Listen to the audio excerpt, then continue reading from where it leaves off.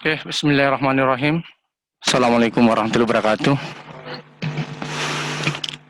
Selamat pagi, salam sejahtera untuk kita semua. Syukur kita panjatkan atas kehadiran Allah Subhanahu wa taala. Pada pagi ini kita masih diberikan kesehatan, keselamatan. Amin. Sebelum pemateri menyampaikan materinya, moderator akan membacakan sedikit kurikulum PITAI pemateri. Beliau bernama Dr. Andes Aji Kamarudin Jamsi MM. Tempat tanggal beliau Muara Jawa 14 Juli 1954. Jadi beliau ini usianya sekitar 66 tahun. Jabatan beliau sekarang Wakil Rektor 3 bidang kemahasiswaan. Kemudian riwayat pendidikan beliau, S1 beliau itu IKIP Kaltim tahun 1987, lulus tahun 1990. S2 beliau Universitas Jenderal Sudirman Purwokerto tahun 1999, lulus tahun 2001. Kemudian beliau juga adalah pencipta lagu Hipne dan Mars IKIP Kalimantan Timur yang sudah mahasiswa baru dibagikan panduan PKKMB, buku panduan PKKMB. Jadi beliau ini adalah mengembangkan IKIP dan dengan BPH sudah lama ya, jadi dengan adanya beliau IKIP ini bisa berkembang. Amin. Untuk mempersingkat waktu, marilah kita dengarkan materi beliau kegiatan kemahasiswaan dan organisasi kemahasiswaan. Kepada Dr. Andes Aji Kamarudin Jamsi MM, dipersilakan.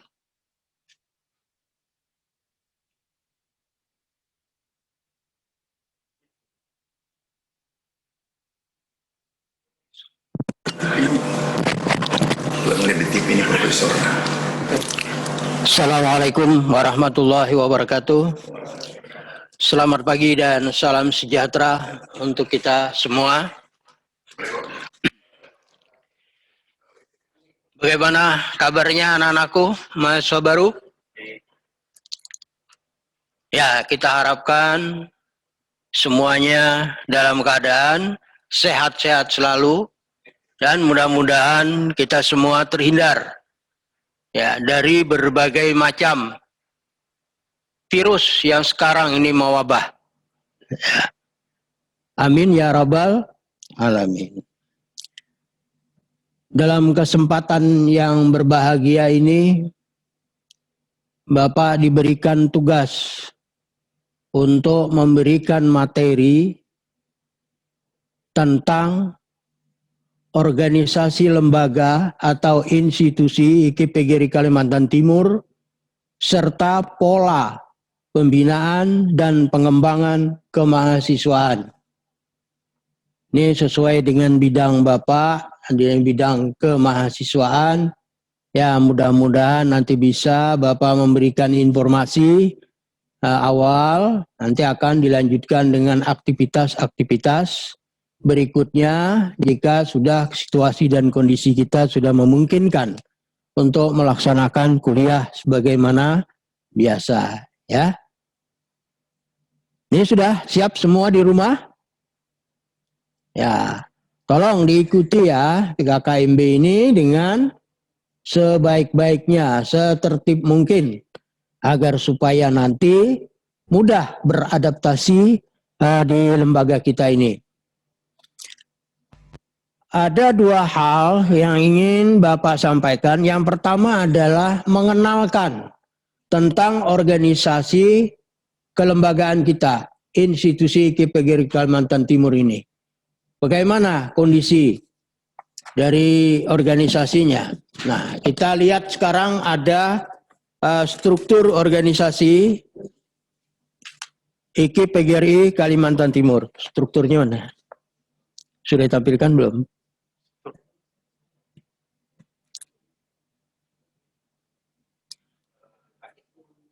Ya, ini bisa dilihat. Ya, mudah-mudahan bisa terlihat ya. Struktur organisasi IKIP Kalimantan Timur. Nah, itu dilihat paling atas.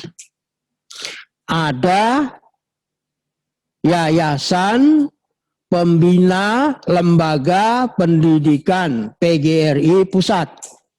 Nah, berarti kita di bawah sana ya, di bawah Yayasan Pusat.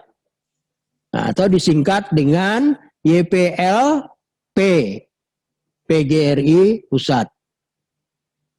Nah, karena yayasan ini terlampau jauh untuk mengawasi, mengendalikan bagaimana perguruan tinggi di daerah, ya, maka dibentuklah yang disebut dengan BPH.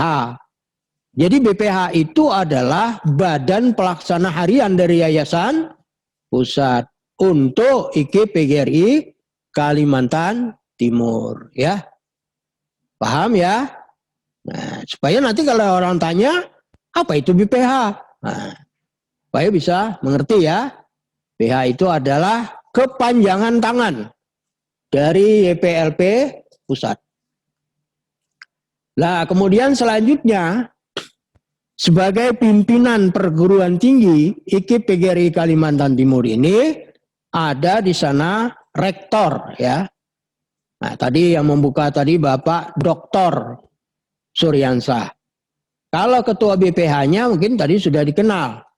Bapak Dr. Andes Haji Muhammad Kasdi MM. Nah, Bapak Dr. Andes Haji Muhammad Kasdi MM ini sudah pernah menjadi rektor selama 3 periode ya. Selama 3 periode. Nah, sekarang rektornya sudah rektor baru, yaitu Pak Dr. Haji Suryansah. Kemudian Bapak Rektor dibantu oleh para wakil rektor. Ada yang disebut dengan wakil rektor 1, itu membidangi masalah akademik. Nah ini, nanti kalian akan berurusan dengan beliau. Ya, itu banyak nanti berurusan masalah-masalah akademik. Ini siapa? Ini Bapak Dr. Haji Elba Diansah. Ya, ingat ya. Jadi jangan cari nanti wakil rektor 1 dicari di pasar pagi, salah nanti ya. Nah, atau bertanya wakil rektor 1 misalnya tanya ada Pak Agung kah wakil rektor 1? Nah itu salah itu ya. Jadi wakil rektor 1 kita sekarang ini adalah Bapak Dr. Haji Elba Diansah. Kemudian wakil rektor 2 ini yang membidangi masalah administrasi umum dan keuangan. Ini adalah Bapak Dr. Andes Wakidi. Saya ulangi, Bapak Dr. Andes Wakidi. Nah ini nanti masalah SPP dan sebagainya, nah, itu nanti berurusan dengan dia ya. Kemudian wakil rektor 3 itu Bapak sendiri tadi sudah dikenalkan ya. Sebenarnya wakil rektor 3 ini sudah ketuaan ini ya. Nah, aturannya yang muda-muda nanti ya, mudah-mudahan nanti ya ketemu yang muda-muda lah begitu ya. Nah, di samping daripada unsur pimpinan yang ada pada rektorat, nah, kita juga memiliki 3 fakultas. Ya, 3 fakultas. Tapi sebelumnya ya, ini Bapak kasih tahu dulu kepanjangan daripada IKIP, nanti salah lagi. Apa IKIP itu? Nah, nanti kamu, saya mahasiswa IKIP, ditanya orang apa IKIP itu? IKIP itu adalah Institut Keguruan dan Ilmu Pendidikan, dicatat ya. Nanti lupa lagi, nanti apa nanti namanya, institusi kesehatan kah, apakah disebut. Ini nama lembaga ya, secara keseluruhan. Namanya adalah IKIP PGRI Kalimantan Timur, kepanjangannya adalah Institut Keguruan dan Ilmu Pendidikan. Persatuan Guru Republik Indonesia. Kalimantan Timur. Jadi bukan Samarinda. Kalimantan Timur. Tempatnya saja di Samarinda, ya. Itu. Nah, kembali saya tadi, selain daripada rektorat, ada lagi unit-unitnya, yaitu ada 3 fakultas.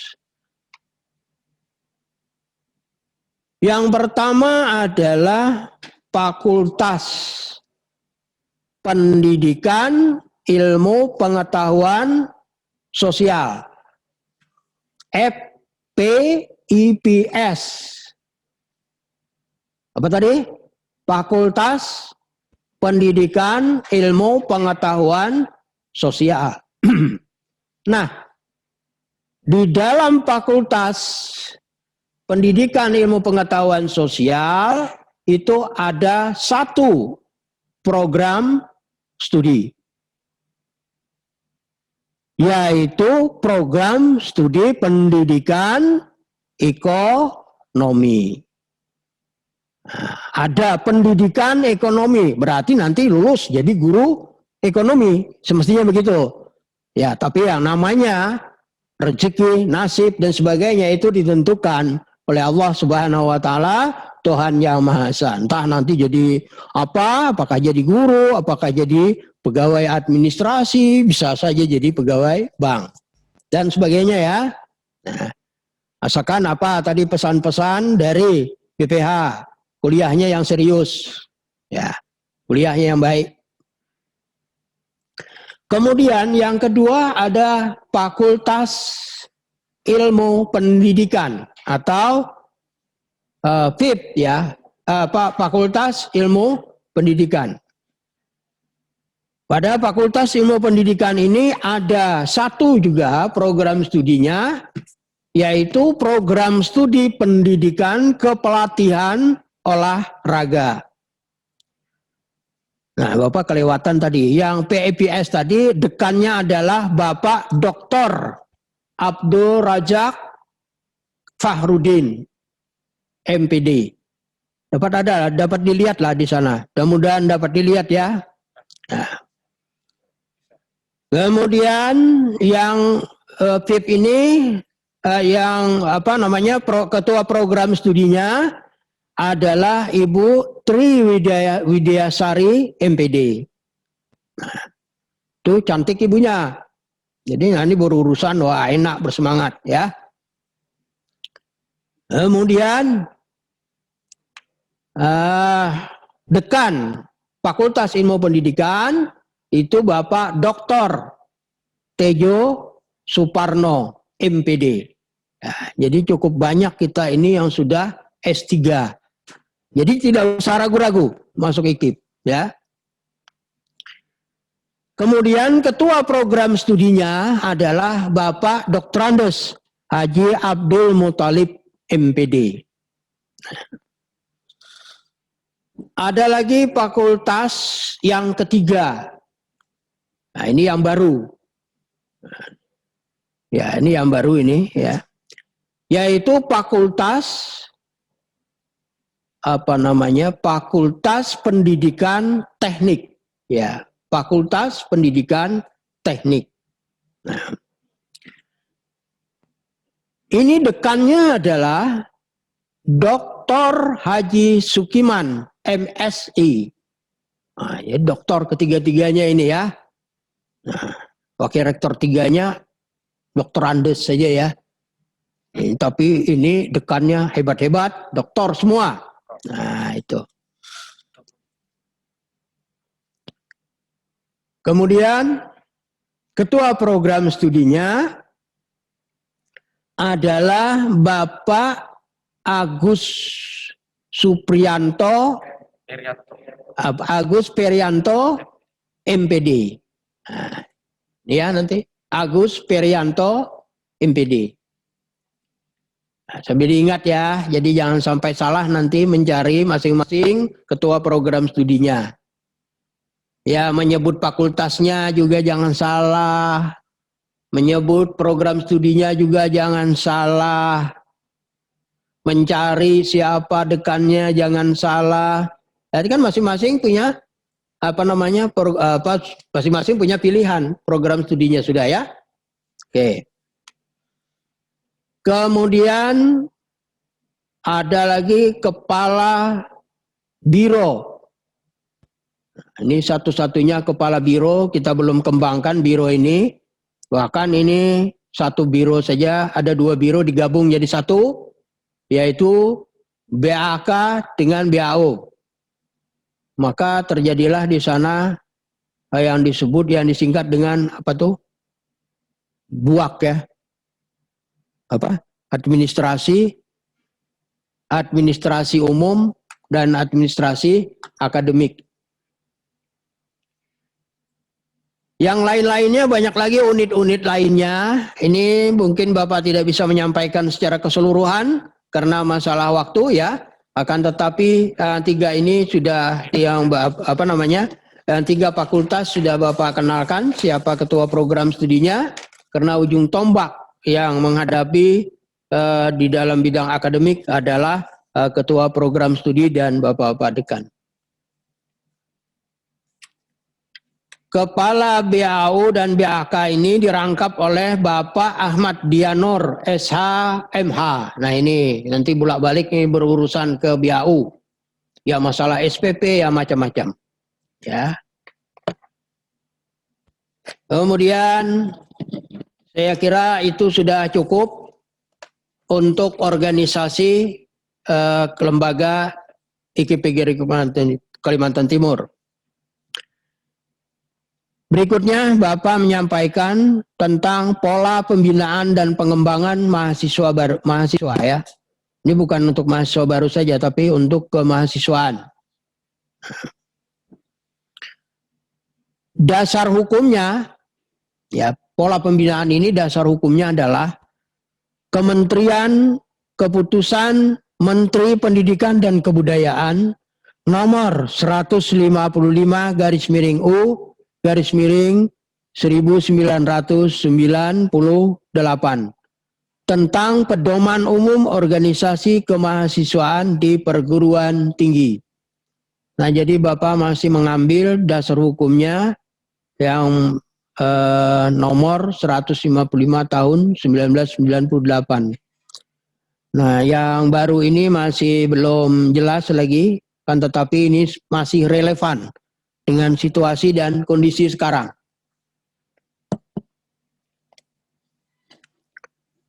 Organisasi kemahasiswaan. Organisasi kemahasiswaan ini ya bersifat intra-universiter. Artinya intra perguruan tinggi, bukan ekstra. Ya. Organisasi di perguruan tinggi itu hanya satu-satunya adalah intra perguruan tinggi. Nah, organisasi ini berfungsi. Organisasi ini mempunyai fungsi. Nah, itu nanti ada fungsinya, yaitu adalah sebagai perwakilan dan sebagai tempat untuk mahasiswa menyampaikan berbagai macam aspirasi. Nah, organisasi ini berbentuk, ya, organisasi ini berbentuk khususnya IKIP ya, khususnya IKIP, tapi juga perguruan tinggi lain saya kira sama. Ada di PM atau disebut dengan Dewan Perwakilan Mahasiswa. Nah, nanti belajar berorganisasi. Dulu waktu di SMA kan ada OSIS. Nah, di situ yang pernah jadi OSIS bisa nanti dilanjutkan untuk mengembangkan dirinya melalui organisasi intra-universiter ini, ya, di IKIP. Kemudian ada BEM. Nah, di PM ini merupakan badan legislatif ya. Ya kalau kita di negara kita ini DPR lah begitu. Kemudian ada BEM yang disebut dengan Badan Eksekutif Mahasiswa. Nah, Badan Eksekutif Mahasiswa ini pemerintahannya ya. Kemudian ada HMJ atau Himpunan Mahasiswa Jurusan dan lain-lain. Ada nanti lagi dikembangkan menjadi UKM dan sebagainya. Organisasi kemahasiswaan di perguruan tinggi diselenggarakan berdasarkan prinsip ya, dari, oleh, dan untuk mahasiswa itu sendiri. Ya. Dengan memberikan peranan dan keleluasaan lebih besar kepada mahasiswa. Keleluasaan, bukan kekuasaan. Ya. Artinya leluasa untuk berkreativitas, menyampaikan aspirasi, ya, dan sebagainya ya. Nah ini nanti Bapak berharap agar supaya organisasi kemahasiswaan nanti bisa berjalan secara dinamis dan Anda adalah sebagai kader-kadernya. Ya, mudah-mudahan sudah punya pengalaman ya waktu di tingkat SLTA. Masing-masing mungkin ada dari SMA, ada yang dari SMK, ya. Mungkin juga ada yang dari pesantren dan sebagainya. Nah, lanjut.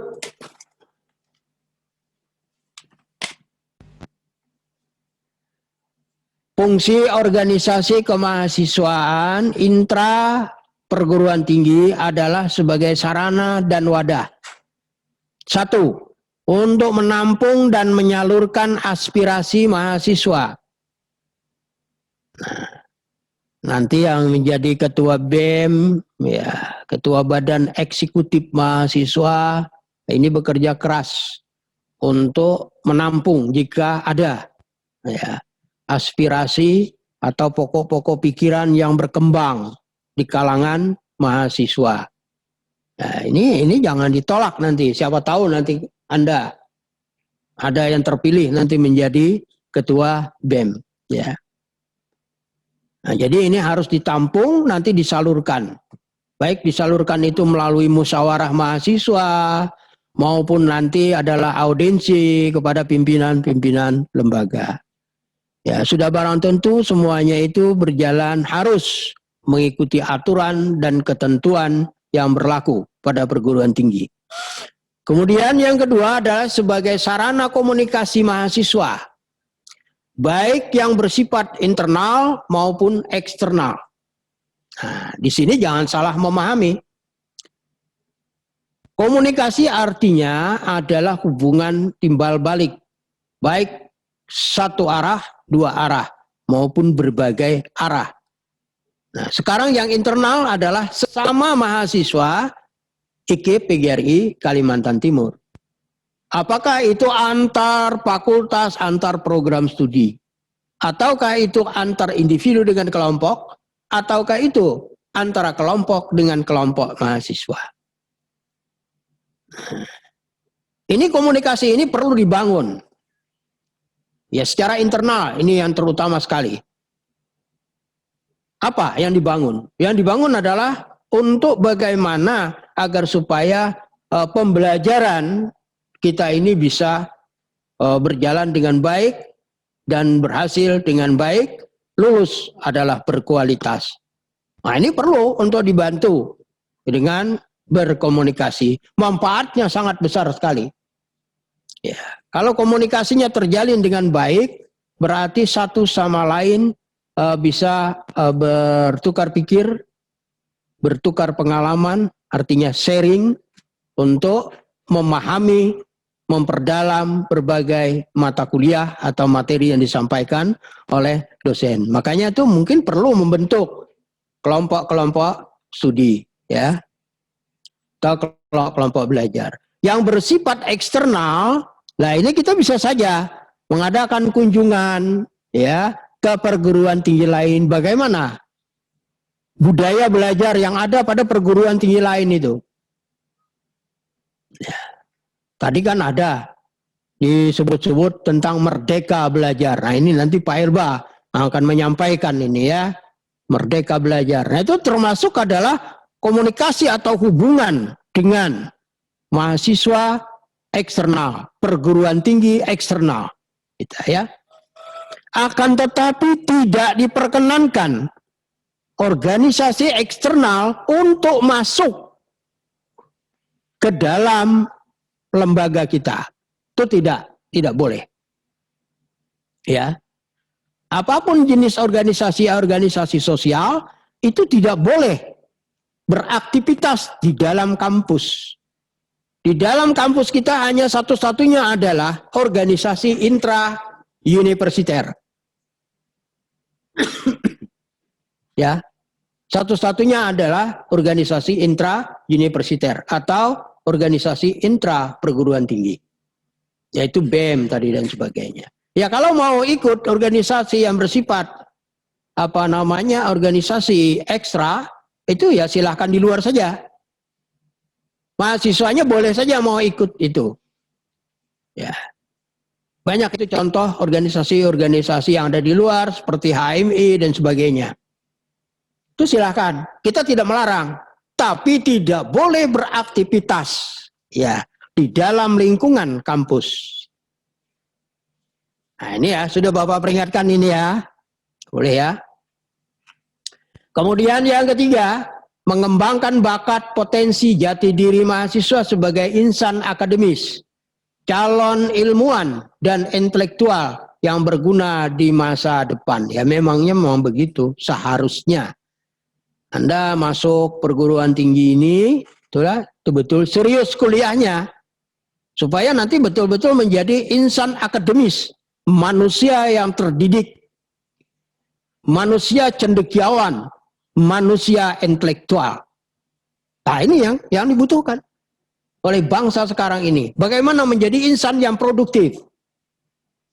Ya, makanya mindsetnya harus diubah. Ya. Jadi cara berpikir pada saat kita di SLTA ini harus diubah mindset kita. Kemudian yang keempat, sarana pengembangan pelatihan, keterampilan organisasi, manajemen, dan kepemimpinan. Nah ini nanti bisa bersama-sama Anda untuk melaksanakan kegiatan ini, ya sudah barang tentu adalah dikoordinasikan oleh BEM.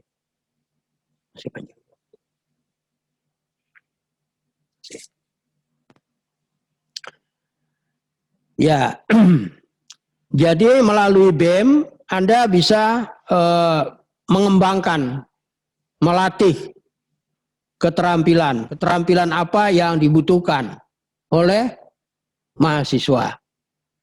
Kemudian ada juga pelatihan manajemen, ada juga pelatihan kepemimpinan. Ya, ini misalnya nanti melalui upgrading dan sebagainya. Kemudian yang kelima, ini fungsi organisasi tadi diingat ini, udah dicatat enggak? Tapi ya mudah-mudahan nanti sambil dikirim, materinya juga akan Bapak kirim nanti. Sarana pembinaan dan pengembangan kader-kader bangsa yang berpotensi dalam melanjutkan kesinambungan pembangunan nasional yang melingkupi kebudayaan bangsa, baik itu lokal maupun nasional. Nah ini, kita harus ikut melestarikan kebudayaan bangsa kita. Karena kebudayaan nasional itu adalah dirajut dari kebudayaan lokal. Nah ini yang perlu untuk kita lestarikan bersama-sama. Kemudian ilmu pengetahuan dan teknologi atau IPTEK. Nah ini sudah barang tentu, sekarang juga sudah kita rasakan. Nah yang kita lakukan sekarang ini karena adanya IPTEK ya. Ya untung saja IPTEK itu sudah berkembang baik sehingga dengan adanya kondisi sekarang kita masih bisa melaksanakan kegiatan semacam ini walaupun melalui daring ya. Kemudian juga harus berpijak kepada norma-norma agama yang berkembang di Indonesia. Khususnya Indonesia, karena kita orang Indonesia ya. Agama apa saja yang berkembang di Indonesia, nah ini juga kita turut untuk mendalaminya. Kita punya agama masing-masing. Maka dalamilah agama itu. Akan tetapi harus hidup rukun dan damai. Ini yang paling penting. Ya. Yuk agama apa saja, saya agama ini, saya ya kamu lagi agama ini, ya ini harus rukun semuanya. Ya. Karena melaksanakan ibadah itu sesuai dengan ajaran agamanya masing-masing. Tidak mengganggu ajaran agama orang lain. Nah ini yang perlu ditanamkan sehingga lahir istilah Bhinneka Tunggal Ika. Kemudian etika moral. Nah, etika moral ini dituntun di samping daripada norma-norma agama juga adalah Pancasila. Sehingga muncul istilah insan Pancasilais. Nah, ini. Kemudian wawasan kebangsaan. Wawasan kebangsaan ini harus mengenal lagi apa wawasan Nusantara itu, kemudian apa 4 pilar kebangsaan dan sebagainya ya. Anda sudah belajar juga di tingkat sekolah menengah atas. Nah, dengan adanya berbagai macam fungsi tadi dan prinsip dari organisasi itu, nah bagaimana pengembangannya dan pembinaannya? Mengembangkan dan membina mahasiswa, ya, atau mahasiswa itu terbina dan terkembangkan dirinya itu melalui jenis-jenis kegiatan yang ada pada lembaga. Nah, jenis-jenis kegiatan ini ada 4 jenis. 1, ini ada jenis kegiatannya. Yang pertama adalah penalaran dan keilmuan. 1 ya, diingat ini. Yang kedua, pengembangan bakat dan minat. Nah, jadi bakat-bakat Anda itu nanti bisa dikembangkan ya. Yang ketiga, kesejahteraan. Yang keempat, kepedulian sosial. Nah, 4 jenis kegiatan mahasiswa ini Bapak jelaskan satu persatu. Apa saja bentuknya. Yang pertama tadi adalah penalaran dan keilmuan. Ini bisa dilaksanakan melalui kegiatan. Ya. 1, pekan ilmiah mahasiswa.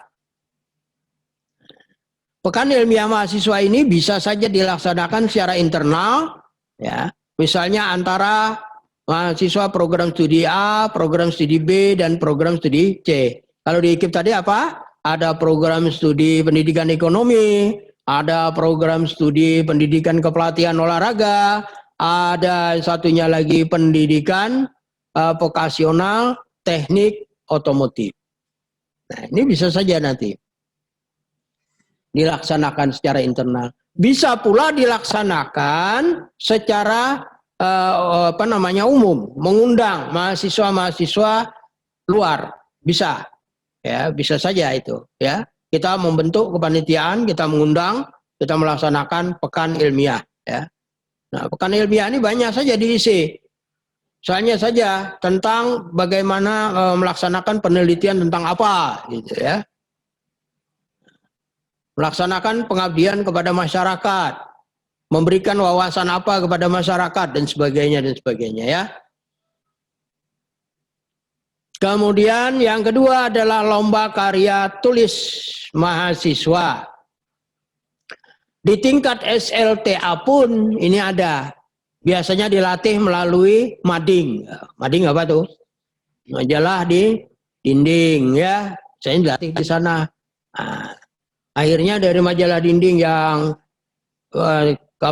tulisan yang masih pendek-pendek itu, ini dituangkan ke dalam karya tulisnya agak banyak ya, agak bisa mengembangkan dan sebagainya. Itu pada tingkat SLTA mungkin yang pendek-pendek saja. Tapi nanti kalau sudah di perguruan tinggi, nah ini untuk dipacu ya, agar supaya lebih berkembang lagi mengenai pembuatan karya tulis ini. Apalagi nanti sudah belajar membuat karya tulis ilmiah. Nah ini ya pelan-pelan lah. Ya, jadi harus terlatih ya. Jadi begitu nanti masuk ke sini ya sudah mulai mengendalikan diri, konsentrasi betul dengan pembelajaran. Jangan sampai nanti pada masa akhir, wah lalu pusing. Wah ini gimana ini?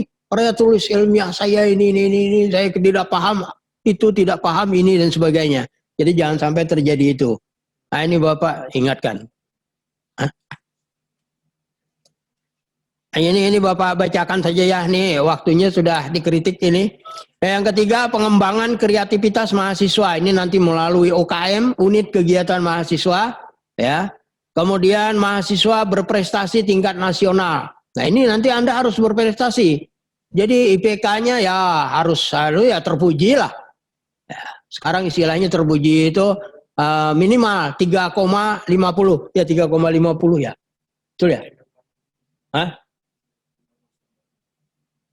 3 enggak yang terpuji. Ya. Nah, itu ya. Harus kayak gitu ya belajarnya, prestasinya dikejar. Kemudian yang kelima, presentasi pemikiran kritis mahasiswa. Nah, ini bisa saja mempresentasikan kalau Anda memiliki pemikiran-pemikiran yang cemerlang. Ya, baik di kalangan mahasiswa ataupun di kalangan sivitas akademika, ya. Sivitas akademika itu artinya melalui unsur pimpinan dan sebagainya itu menyaksikan Anda mempresentasikan apa yang menjadi pemikiran-pemikiran atau penemuan-penemuan baru tentang apa saja, ya. Kemudian yang keenam, diskusi ilmiah, seminar, workshop dan lain-lain. Nah, inilah yang penalaran dan keilmuan, ya. Kemudian pengembangan bakat dan minat ini melalui latihan keterampilan manajemen. Nah, ini bakat minat nanti dilatih, kegiatan olahraga, kejurda, kejurnas dan lain-lain. Nah, ini tidak hanya untuk program studi mahasiswa program studi PKU saja, akan tetapi juga mahasiswa yang di program studi lain ya silahkan, asal punya kemampuan ya untuk mengikuti kejurda kejurnas ini.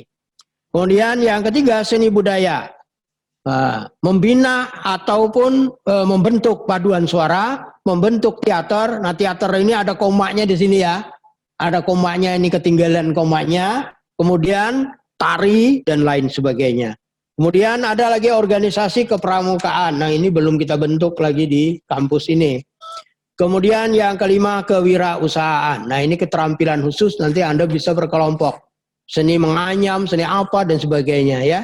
Apakah itu kebudayaan lokal yang perlu dikembangkan dan sebagainya dan sebagainya. Kemudian kesejahteraan. Kegiatan ini berbentuk beasiswa. Di sini nanti ada beasiswa. Ya, macam-macam juga ada beasiswanya, tapi ada aturannya. Ya, nanti tanya aja ya, langsung sini Bapak Anda sempat ini menjelaskan. Yang kedua, asrama mahasiswa, belum ada.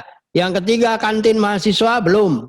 Yang keempat, koperasi mahasiswa. Yang kelima, poliklinik mahasiswa. Nah, ini semuanya belum, mudah-mudahan Anda nanti bisa mengembangkan. Ya. Ya. Kemudian yang terakhir adalah kepedulian sosial. Ya, kepedulian sosial ini adalah diantaranya kita laksanakan melalui diklat, pencegahan penyalahgunaan narkoba dan sebagainya. Yang kedua, pengembangan desa binaan. Nah, ini ada aturan tersendiri yang disebut dengan pengembangan desa binaan ini. Yang ketiga, dialog kemahasiswaan. Antar mahasiswa bisa saja melaksanakan dialog tentang masalah-masalah sosial, ya, bagaimana situasi dan kondisi sosial saat ini, dan lain-lain. Terima kasih. Assalamualaikum warahmatullahi wabarakatuh. Waalaikumsalam warahmatullahi wabarakatuh. Baiklah, kita masuk sesi pertanyaan. Jadi pada mahasiswa baru, kalau ada pertanyaan, silakan. Cukup 2 pertanyaan tergantung ya, waktunya kan. karena waktunya sudah.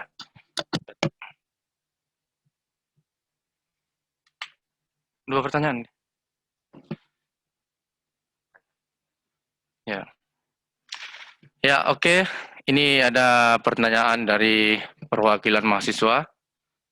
Bapak, ini dari PKO atas nama Gustin Nadi.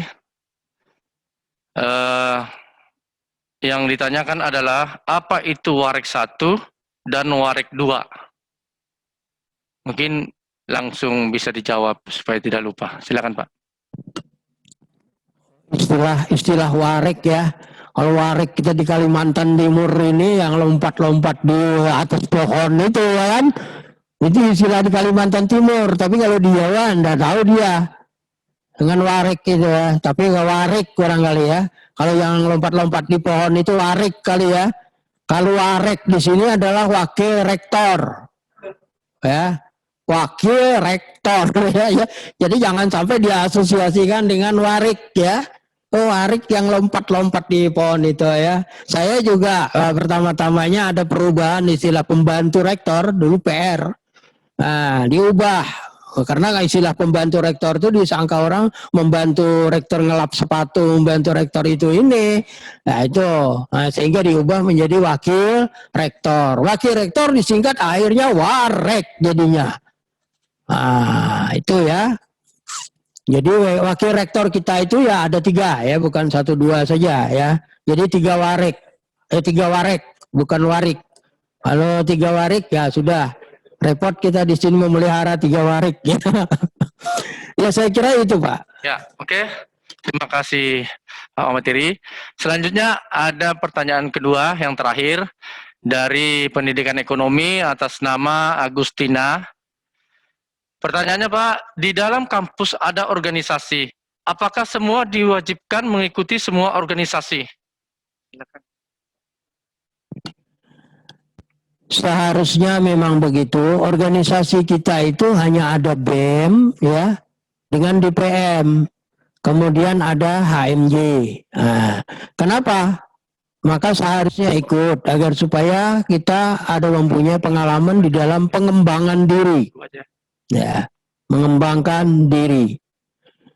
Nah, keikutsertaan kita di organisasi-organisasi yang ada di kampus ini sangat membantu nantinya ya dalam memberikan suatu pengalaman, pengetahuan kepada Anda untuk terjun ke tengah-tengah masyarakat.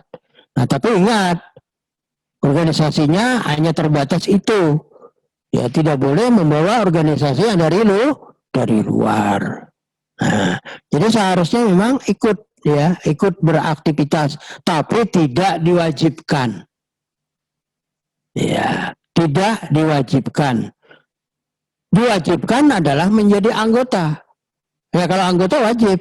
Bila terdaftar sebagai mahasiswa IKIP berarti adalah sebagai anggotanya BEM-nya IKIP PGRI Kalimantan Timur. Paham dah ya? Terima kasih. Silakan Pak. Pak, ini masih ada pertanyaan, tinggal ya terakhir lah, satu lagi ya. Dari PKO, atas nama Pirimus. Pertanyaannya, mengapa IKIP PGRI tidak mengizinkan organisasi eksternal berkegiatan di dalam kampus? Silakan Pak. Organisasi eksternal tidak boleh ada di kampus karena mereka itu akan membawa berbagai macam ideologi. Dan bisa akan terjadi nanti secara internal kampus akan terjadi kontradiksi. Nah, oleh karena itu, untuk menjaga stabilitas keamanan kampus, maka tidak diperkenankan organisasi luar untuk beraktivitas di dalamnya. Karena aktivitas yang ada saja pada organisasi perguruan tinggi sudah banyak. Jadi tidak perlu kita ada organisasi yang dari luar. Dan ini hampir seluruh dari perguruan tinggi juga adalah melarang masalah ini. Tidak apa-apa, kita tidak menyatakan bahwa organisasi luar itu jelek, tidak. Nanti kalau organisasi luar itu masuk, ada yang satu membawa ini, yang satu membawa ini, yang satu yang membawa ideologi ini. Apa yang terjadi di dalam kampus? Nah, sehingga akan mengganggu stabilitas kita. Namun, mahasiswa kita, IKIP PGRI Kalimantan Timur, kalau mau mengikuti organisasi ekstra universiter, silakan. Mau menjadi pengurusnya mau menjadi anggotanya tapi beraktivitas di luar kampus. Ya. Terima kasih itu. Ya, terima kasih. Baiklah, saya simpulkan. Jadi dengan adanya organisasi kemahasiswaan, sebagai sarana komunikasi mahasiswa dapat mengembangkan bakat dan minat mahasiswa. Terima kasih kepada pemateri Bapak Dr. Andes Aji Kamarudin Jamsi, MM, yang telah memberikan materi di PKKMB tahun akademik 2020-2021. Kita doakan bersama-sama semoga beliau diberikan kesehatan. Amin. Demikian kurang lebihnya mohon maaf. Wassalamualaikum warahmatullahi wabarakatuh.